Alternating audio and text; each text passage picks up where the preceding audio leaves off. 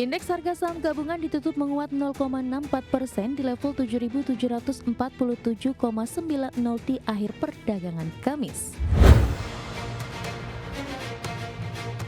Inflasi Amerika Serikat naik lebih tinggi dari perkiraan pada Agustus 2025. Kenaikan ini diyakini tidak akan menghalangi langkah Federal Reserve untuk menurunkan suku bunga pekan depan.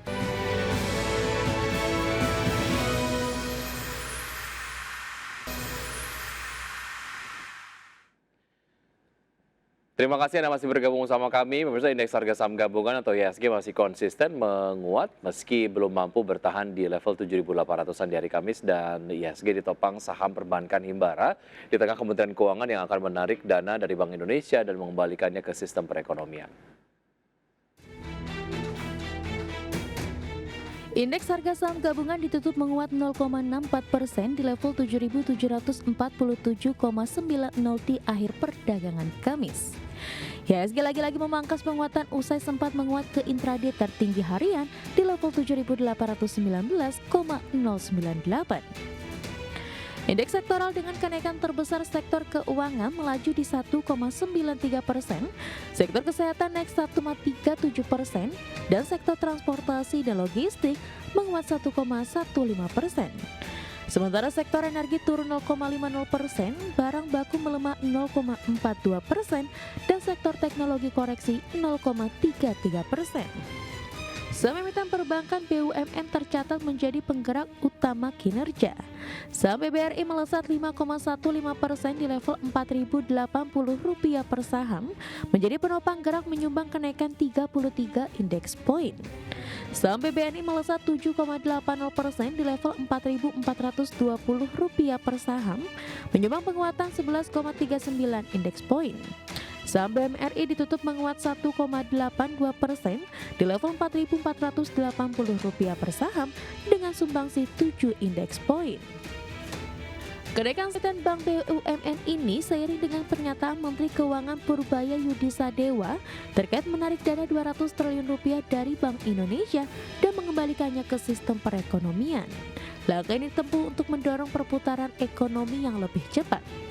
Keputusan tersebut juga telah mendapatkan persetujuan dari Presiden Prabowo Subianto. Dana tersebut merupakan kas negara sehingga pemindahan dana ke perbankan bukan dalam bentuk pinjaman, melainkan tambahan likuiditas agar bisa menggenjot penyaluran kredit. Berbagi sumber, IDX Channel.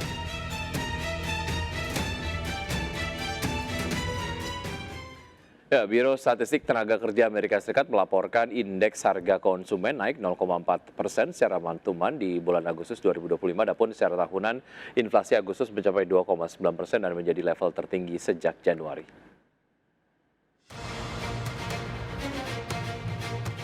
Inflasi Amerika Serikat naik lebih tinggi dari perkiraan pada Agustus 2025. Kenaikan ini diyakini tidak akan menghalangi langkah Federal Reserve untuk menurunkan suku bunga pekan depan.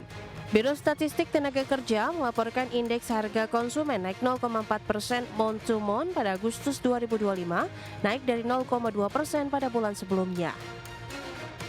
Secara tahunan, inflasi Agustus mencapai 2,9%, level tertinggi sejak Januari, dan naik dari 2,7% pada Juli.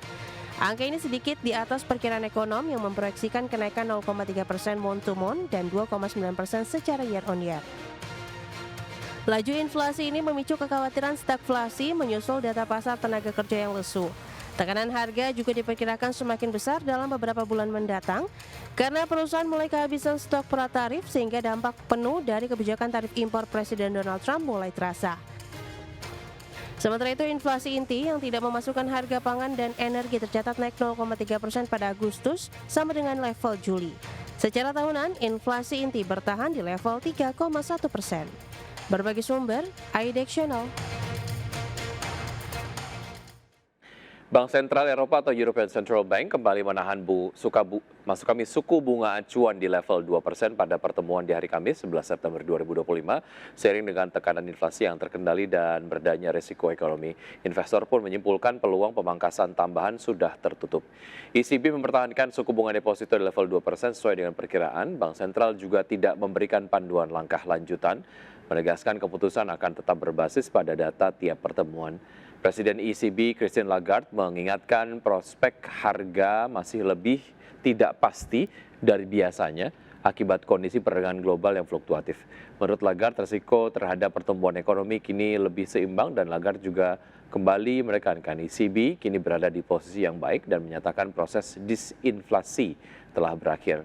ECB sebelumnya memangkas bunga 8 kali berturut-turut dalam setahun hingga Juli menurunkan level dari puncak 4% ke posisi netral di angka 2%.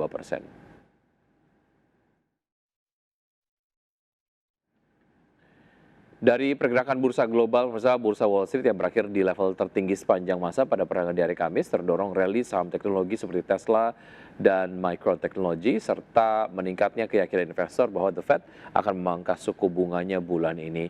Adapun pada perdagangan di hari Kamis, indeks S&P 500 ditutup menguat 0,85% ke level 6.587, Nasdaq Composite naik 0,72% ke level 22.043 dan Dow Jones melesat 1,36% ke posisi 46.108.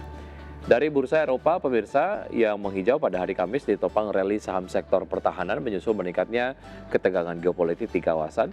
Sementara investor juga mencermati keputusan Bank Sentral Eropa yang mempertahankan suku bunga acuan.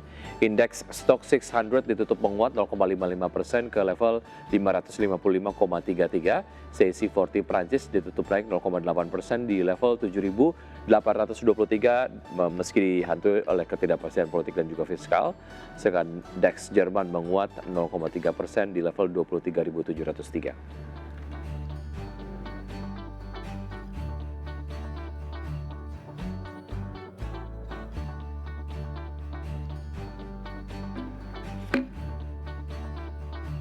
PT Bakri and Brothers Tbk resmi menguasai penuh saham pada Badan Usaha Jalan Tol Cimanggis Cibitung. Ya, langkah ini dipandang menjadi strategi penting grup usaha dalam memperkuat bisnis infrastruktur. PT Bakri and Brothers Tbk atau BNBR melalui anak usaha PT Bakri Tol Indonesia resmi mengakuisisi 90% saham PT Cimanggis Cibitung Tollways. Setelah menggelar rapat umum pemegang saham luar biasa pada Rabu 10 September, BNBR menjadi pemegang saham tunggal badan usaha jalan tol tersebut. Direktur Utama BNBR Anindya Bakri mengungkapkan akuisisi senilai 3,56 triliun rupiah ini bertujuan untuk memperkuat posisi grup usaha dalam sektor infrastruktur nasional. Melalui pengambil alihan saham dan piutang dari Waskita Toll Road dan sarana multi infrastruktur, langkah ini diharapkan mampu meningkatkan sinergi dan kontrol strategis perusahaan. Sementara itu, Wakil Direktur Utama BNBR Ardiansyah Bakri menegaskan ruas Cimanggis Cibitung memiliki posisi strategis. Tol yang resmi beroperasi penuh sejak Juli 2024 ini terintegrasi dengan JOR 2 dan jalur Trans Jawa, sehingga diproyeksi menjadi jalur alternatif untuk mengurangi kemacetan dan mendorong pertumbuhan ekonomi di wilayah Jabodetabek. Berbagi sumber, IDX Channel.